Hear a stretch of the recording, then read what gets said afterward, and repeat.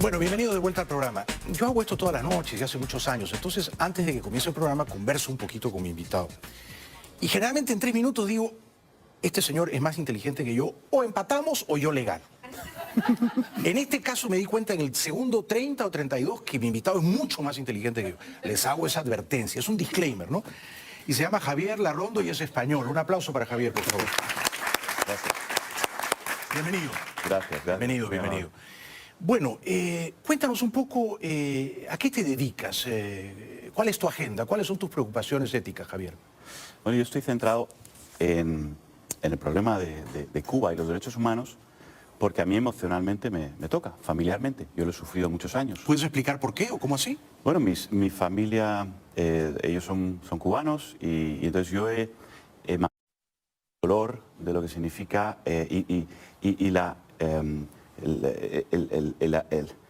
cómo han vivido totalmente aislados del mundo, en el sentido de que el mundo no comprende al exiliado cubano y cómo han sufrido todo eso. Sí. Y esa frustración, de alguna manera, en la nueva generación, pues ha calado, en mí ha calado.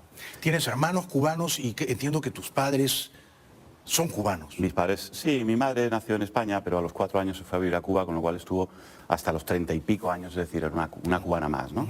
Aunque tenía ascendencia española y había nacido en Cuba, pero era una cubana más. ¿Tú viviste parte del tiempo en Cuba? No. ¿Tuviste suerte? Sí, tuve mucha suerte. Realmente sí. Mucha suerte, porque si hubiera nacido en el 70 en Cuba, sí, y ahora tendría la cabeza completamente transformada. Por supuesto, claro. Porque han creado un nuevo hombre incluso, ¿no? A base de... Y bueno, pues vamos a ver, esta preocupación y esta sensibilidad por encontrar una solución a esta injusticia, la verdad es que ahora me ha llevado hacia un camino en el cual no solo veo que estoy trabajando por los derechos humanos en Cuba, que es así, sino que me doy cuenta que se está expandiendo. Es decir, que tenemos un régimen terrorífico cuya única salida de supervivencia es expandirse. Pues ya no sirve tener misiles en la islita, ¿no? Ahora hay que expandirse, generar mercados y generar atractivo para China, Rusia, para tener una nueva equilibrio geopolítico, ¿no? ¿De qué manera se expande ahora la dictadura cubana? Antes, en los 60, por ejemplo, expandían el concepto de la revolución, ¿no? Vamos a hacer la revolución en Colombia, y así nacieron las FARC, o en Venezuela, o en Perú, los focos guerrilleros. Sí. ¿De qué manera se expande ahora? No, ahora están infiltrando, consiguieron crear, porque ellos crearon a Chávez, y a partir de ahí a Maduro, han conseguido consolidar un régimen a su imagen y semejanza. Antes te oí hablar sobre el 30 de abril. El 30 de abril fue diseñado de principio a fin por el G2. De principio a fin, y Padrino estaba completamente de principio a fin involucrado. Y todas las personas que estaban ahí estaban perfectamente involucradas. ¿Algunas cayeron en la trampa como Guaidó entonces? Desgraciadamente, sí. Porque no tenían la práctica. Y yo creo que Abrams, a mí lo que me ha dado pena es que tanto Abrams como el Departamento de Estado en general, no dijo, bueno, Guaidó va a salir a la calle, tú a mí me das un vídeo, sin vídeo yo no actúo. Claro. ¿Por qué no había un vídeo de Padrino que salir, que sacar? Claro, claro. Y eso me dio pena, porque cuando lo vi enseguida me di cuenta de lo que había detrás. Llamé a Luis Almagro, le dije, Luis, nos lo han hecho, porque esto ya nos lo han hecho muchas veces a la disidencia en Cuba. Sí. Es repetido. Sí, comprendo. Y entonces ellos tienen completamente infiltrada Venezuela, manejan toda la inteligencia de Venezuela, manejan las relaciones públicas, manejan los medios de comunicación, le dicen a Maduro cómo se tiene que comportar. Yo no sé si habéis visto un cambio en el comportamiento de Maduro en ciertos aspectos, pero yo sí.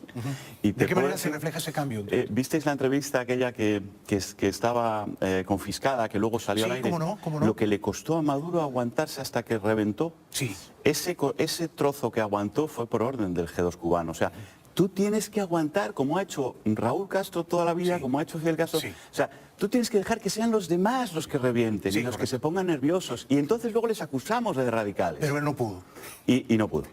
Resistió 15 minutos. Oye, que me ha salido mal. Oye, chico, pues tumba la entrevista. Él tenía que fingir que no era un dictador. No lo consiguió. No lo puede conseguir. Ahí les ha salido un mal alumno. Es que no tiene la doctrina guerrillera que tenían los Castro, ¿no? Es difícil además tenerla. Sí. Pero todo nace de Cuba y se está implantando en Nicaragua. Cuidado con Aruba, cuidado con Curazao, es decir, todas las regiones limítrofes. Entonces, Latinoamérica está en un peligro en el que la actuación frente a ese peligro tiene que ser frente a las bases del régimen cubano y la terrible acción humanitaria que está ocurriendo en Venezuela. Son las dos ejes. La base del régimen cubano y lo más ostentoso de la barbarie venezolana. Hemos perdido una oportunidad con Bachelet. Te iba a preguntar por eso, ¿qué te pareció la visita de Bachelet y su informe posterior? No, a mí lo que me parece es que el ser humano, nosotros esperamos que la humanidad consiga avanzar, pero la humanidad avanza por decisiones de personas. Correcto. Entonces, Javier. la Cámara apunta a determinadas personas en determinados momentos. Apuntó a Guaidó cuando dijo yo, y todo el mundo dijimos, ole, ¿ah? Porque era el momento de Guaidó y dio el salto, ¿no? Ha apuntado a Bachelet, y Bachelet no ha dicho yo. Bachelet ha dicho, uff, prefiero que esto, yo voy a decir lo que hay que decir, pero no, señora, le ha faltado algo clave. Y cuando estamos hablando de que esto es soportado, todos estos crímenes están soportados por el Estado, le ha faltado la palabra, crimen de lesa humanidad. Es cierto, es cierto. Entonces, no diga usted que esto es un crimen de lesa humanidad sin que lo pruebe la Corte Penal Internacional, que es la competente para ello. Pero diga usted que aquí sospechamos profundamente que se pudieran estar cometiendo crímenes de lesa humanidad donde el gobierno está diseñando todo esto. Sí, sí. Entonces, eso ya es un cariz diferente. Claro. Pero no, han ido a decir, hay crímenes y se tienen que investigar. Sí. ¿Y quién lo va a investigar? No, y se están investigando. ¿Quién? Los propios que lo cometen. Si usted sabe que lo está cometiendo el régimen. O sea que la Cámara tuvo su momento histórico y no lo usó bien. No, la Cámara va ahora a otra persona y claro, luego llegará a la Cámara alguien que solamente tendrá un botón rojo para apretar los misiles y le dirán, ¡ay, qué malo, ha apretado los misiles! Pero señores, la diplomacia no solo se ejercita con palabras suaves, la diplomacia también tiene que actuar con mucha fuerza. Sí, sí, sí. Y si alguien quiere que no se aprieten los misiles, la diplomacia anterior tiene que ser muy contundente para cerrarle las vías de escape a la dictadura, ¿no? Entonces, tú que tienes, digamos, una deuda sentimental o de afecto con Cuba, ¿no es cierto? Porque es la tierra donde vivieron tus papás. Profunda, muy profunda. Muy profunda. Sí, sí. Y donde han nacido algunos de tus hermanos. ¿Tú crees que el presidente Trump, en general, ha hecho las cosas bien respecto de Cuba? Y luego te preguntaré también por Venezuela, pero ¿lo ves más o menos bien orientado? Bueno, yo creo que, vamos a ver, hay determinadas medidas que a mí me gustan. O sea, yo creo que primero hay que enfrentarse y hay que llamar a las cosas por su nombre. Y esto lo ha hecho. Para empezar, está llamando las cosas por su nombre. Sí, sí. Está identificando perfectamente a Cuba como el artífice del mal. Es decir, Venezuela es metástasis, Nicaragua es metástasis, el cáncer está en Cuba. Sí, sí. Entonces, hay una diagnosis que es correcta. Correcta. Eso es muy importante. Sí, porque Obama no lo hacía. Obama, yo tenía la esperanza, te prometo, Jaime, que yo tenía la esperanza de que la política de Obama de decir vamos a quitar al enemigo, y entonces quitándole la coartada del enemigo, luego vamos a tratar de que... Y decía yo, bueno, esto puede ser una cosa muy inteligente, pero claro, no puede ser quitar al enemigo, darle dinero y además a la disidencia apartarla. Ese fue lo que pasó. Entonces, claro, eso no funcionaba. No funcionó. Entonces, por lo menos la diagnosis de Trump es buena y eso ya me da un poco de esperanza. Por otro lado, no podemos poner la carne en el asador de los Trump. Es decir, también depende de todos nosotros. Sí. También depende de los propios, del propio exilio, el trabajo que hagamos, los disidentes en la esta isla. es una pregunta capital que tú has sabido responder. Es decir, ¿y cómo contribuyo yo, verdad? Porque claro, si todos le vamos a decir vociferando a Trump, usted arregle el problema, no es tan fácil. Ahora, ¿cómo has decidido contribuir tú a la causa de los derechos humanos? Por lo pronto en Cuba, Javier. Sí, mira, yo te digo que he sufrido durante muchos años el llanto, con total razón, desesperado, y la frustración y el grito, ¿no? Lo he visto en muchas reuniones, mis viejos, etcétera, etcétera, pero veía que no había estructura para que eso pudiera caminar. Los diplomáticos en el mundo necesitan datos, necesitan un trabajo científico, necesitan un trabajo jurídico, necesitan competencia, jurisdicción, necesitan una serie de elementos que si no se los das no pueden ir adelante con esa lucha. Exacto. Porque el diplomático no tiene ese dolor que tú tienes, entonces va a ir adelante con la lucha cuando tú le entregas el arma, ¿no? Sí. Entonces, lo que he tratado de hacer es, en base a esas violaciones y esos abusos, crear patrones, ver cómo actúa el régimen en diferentes ámbitos. Estamos creando multitud de patrones en diferentes ámbitos, ver qué legislaciones se están violando con esos patrones, tomar testimonio de todos aquellos que son damnificados por esos patrones y estudiar la legislación tanto interna como externa, toda la prensa, todo el histórico y todo eso, hacer un paquete que sea inexorable, inexpugnable. que no pueda atacar el régimen. Sí, sí. Entonces, lo hemos hecho con las violaciones por esclavitud de las misiones, tanto médicas como de profesores, son las misiones de internacionalización. Sí, correcto. Donde la gente sale 3 años de Cuba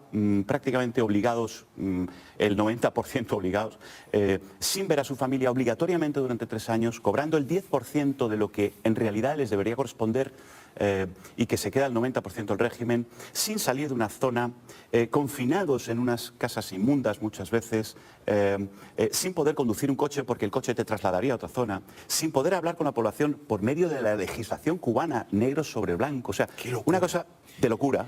De locura. Y tú has logrado articular eso y salir a defender a esas víctimas que se cuentan por millares, ¿no? Sí, el propio régimen dice que son más de 800.000 los profesionales que han estado en esas misiones. Una locura. Al año son entre 50 y 100.000 personas. Ahora, una vez que es una locura, 50 a 100.000 personas por año. Al año. Y si tú cuentas una familia, tú piensas 800.000 personas, una familia media 3 personas, que en Cuba son mayores las familias. Sí. 8 por 3, 24, estamos hablando de 2.400.000 personas de una población de 11 millones. ¡Claro! O sea, la esclavitud ha sido sufrida directa o indirectamente, familiarmente, en el núcleo familiar, por el 20%, 20 y pico por ciento de la población. Una barbaridad. Es brutal. Ahora, antes de ir al primer corte, una vez que tú tienes ese cuerpo inexpugnable, ¿no? Con pruebas irrefutables, ¿a dónde lo llevas? ¿Lo llevas a la Corte Penal Internacional o, digamos, de qué manera le das una legitimidad? Claro, no siempre es igual. En este caso sí podíamos llevar a la Corte Penal Internacional porque la Corte Penal juzga todo aquello que se produce en los estados parte de la Corte Penal o sobre los ciudadanos de los estados parte. Aquí se estaba produciendo en estados parte porque... ¿Cuba es parte? Precisamente Cuba no es, pero todo el resto de los estados donde... Claro, entonces esa ventaja de la jurisdicción de la Corte Penal Internacional nos permitió llevarlo no solamente llevarlo a la Corte Penal Internacional, que es muy importante, aunque es un trabajo más de largo plazo, llevarlo también a Naciones Unidas, etcétera, etcétera, ¿no? Estupendo, estupendo. Y digamos, de toda esa vasta población de cubanos virtualmente esclavizados, ¿no?, por la dictadura de su país, ¿cuáles son los países que tienen una presencia más numerosa? En Brasil había muchos, por ejemplo. Bueno, en Brasil había 8.000 y pico... Pero en Venezuela habrá mucho más. En Venezuela es brutal. En Venezuela la última cifra que yo recabé de fuentes públicas cubanas era superior a 20.000 personas en los servicios de salud. Pero no solo en los servicios de salud, claro, es que Venezuela está plagada de cubanos. Venezuela es increíble. Y muchos de ellos, de esos servicios de salud, esos 21.000, pues posiblemente 1.000, 2.000, 3.000 o 4.000 no sean médicos. Claro. Porque ya en Brasil muchos de ellos no eran médicos, eran agentes de la seguridad del Estado, camuflados. Posan como médicos. Pero cuidado, no estoy diciendo esta afirmación, es que yo cuando estoy hablando sobre esto, estoy hablando sobre un trabajo de investigación de 8 meses. Está escrito y está publicado. En prisonersdefenders.org pueden descargarlo. Estoy diciendo que esto está grabado de conversaciones del Ministerio de Salud Pública y de la PAO, de la Organización Panamericana de Salud, en Brasil. Es decir, que se les cogió hablando de esto, diciendo, no, pues a los agentes de seguridad no te preocupes, los metemos como si fueran médicos, y todas estas grabaciones salieron a la luz, fueron un escándalo en Brasil. Extraordinario, has hecho un trabajo extraordinario, verdaderamente extraordinario. Javier Larrondo, ¿cuál es la dirección cibernética digital? Prisonersdefenders.org. Vamos a la primera pausa y luego seguimos con Javier Larrondo. Yo pienso que ustedes me darán la razón, no los he defraudado. Invitado de lujo, gracias a María Herrera, que produjo este encuentro afortunado. Un aplauso para Javier. Buenísimo, buenísimo. Ha venido Javier Larrondo, él trabaja en Madrid, es español, pero tiene familia cubana y está sinceramente afligido por los miles de cubanos que son víctimas de abusos, por decirlo menos, de la dictadura, ¿no?, de La Habana.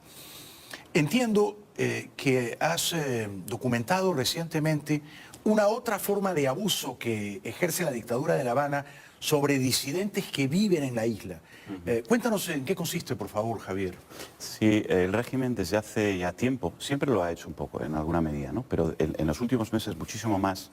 La lista de presos políticos ha mejorado la forma en que se hace con respecto a Cuba, y hay muchos países que están recibiendo esa lista de una manera muy actualizada. O sea, se ufanan de tener menos presos políticos. No, que la lista de presos políticos está generando la disidencia. Hoy en día es mejor, está más monitorizada que antes. Comprendo. ¿Qué es lo que pasa? Que el régimen tiene un problema de credibilidad y de hipocresía, como vive de la hipocresía, necesita rebajar el número de presos políticos para que la Unión Europea, fíjate qué curioso, ¿no? O sea, que la forma de medir a una dictadura atroz, que no le da ningún tipo de derecho al ciudadano, sea si tienes 100 o tienes 98 presos políticos. Si bajas uno al mes, es vergonzoso. Qué cinismo, ¿no? Sí, es vergonzoso. Y si sueltan a un puñado de presos políticos, entonces la Unión Europea levanta tales y cuales sanciones. No, sobre todo que como europeo, me hacen sentir tonto. Claro. O sea, ¿cómo podemos ser tan incautos de medir a una dictadura por esos parámetros? Pero bueno, el caso es que se dan cuenta de que esto es así y entonces lo que tratan es de que no crezca la lista de presos políticos. ¿Cómo lo hacen? Están amenazando de muerte a los disidentes, a sus familiares, a sus hijos. Les están negando atención médica a otros, a hijos. Les están forzando, les están diciendo que les van a quitar la patria potestad. Les están diciendo que a su mujer la van a meter en prisión. Están haciendo todo tipo de amenazas y además semana tras semana hasta que el disidente claudica, porque la oferta es, si te vas fuera de Cuba, se acaba el problema. Entonces, el disidente tiene que claudicar. Y tarda o no tarda, algunos caen, otros no, siguen firmes, pero cuando claudican, además le dicen, mira, y como incentivo te doy $200 para que tengas para el primer mes. Esto lo están haciendo, esto le hemos llamado expatriaciones forzosas. ¿No? Expatriaciones forzosas. En algunos casos, incluso han cogido al disidente que sabían que no iba a claudicar y que tenían que meterlo en prisión y por lo tanto iba a hacer crecer la lista de presos políticos, le han cogido y le han sentado en un avión prácticamente. Contra su voluntad. Contra su voluntad. Lo han echado al exilio. ¿A qué países los mandan? Guyana, principalmente Guyana, Trinidad y Tobago y Nicaragua.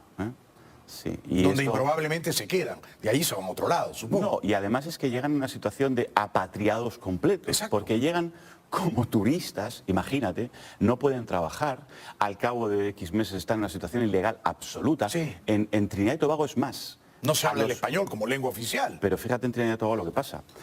Solamente a dos nacionalidades, que son cubanos y venezolanos, cuando piden refugio en ese país, les cogen el pasaporte y no se lo devuelven jamás. Qué horror.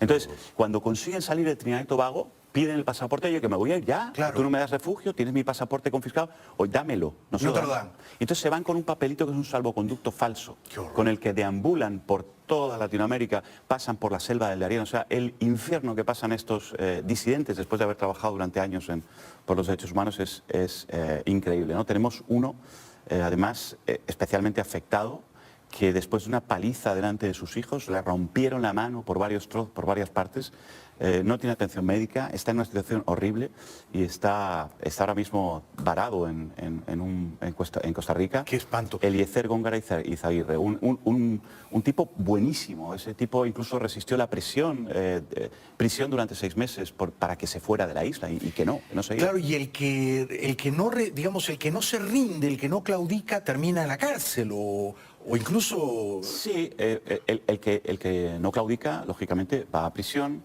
o le siguen dando palizas. Es decir, el régimen cubano es terriblemente perverso. Jaime, pero hasta un nivel que no nos podemos imaginar. Juega con los peones. Entonces, si tiene el cupo cerrado de los convictos de conciencia, dice, bueno, uno de estos convictos le doy una libertad condicional, el que menos conflictivo es, le doy una libertad, así meto a este otro. Sí. Y luego de estos... O sea, los juegos con los que manejan a las personas en Cuba. Yo cuando digo prisoners defenders, me alegro que la palabra prisoners en inglés sea tan amplia, porque hay 11 millones de prisoners en Cuba. Sí, no son solamente los presos políticos, hay 11 millones. Y 30 millones en Venezuela. Correcto. Y encima por culpa de un sistema que deberíamos haber corregido, la humanidad debería haber corregido hace ya mucho tiempo. Y es probable que esos apátridas fantasmagóricos que tú has descrito también sean en cierto modo, aunque estén ya en otros países, prisioneros, ¿no? Lo son. Incluso son amenazados porque sus familias están en Cuba y a Eliezer le tienen amenazado y a su mujer le dicen, le hacen todo tipo de barbaridades en el hospital, él también por poco le causa un disgusto con sus hijos, le dicen que cuidado con hablar tanto, porque salió en New York Times hablando y en varios sitios, que cuidado con hablar en ABC, en la portada de la ABC, imagínate, ¿no? Sí. Entonces le dicen que cuidado con hablar porque tienen a su familia y que le puede pasar cualquier cosa a su familia. ¿Se os lo han dicho así? Bueno, tú los ayudas de una manera realmente inestimable, ¿no? Tú y tu organización, tu ONG, probablemente te has convertido en el principal defensor de los derechos humanos de los cubanos en todo el mundo. No. Eso es exagerado. Eso es un honor que no... No, que va, mira, si hay que nombrar a gente, yo te diría que José Daniel Ferrer, dentro de la isla, punto 1. Ese es, para mí, la persona que más ha logrado en activismo.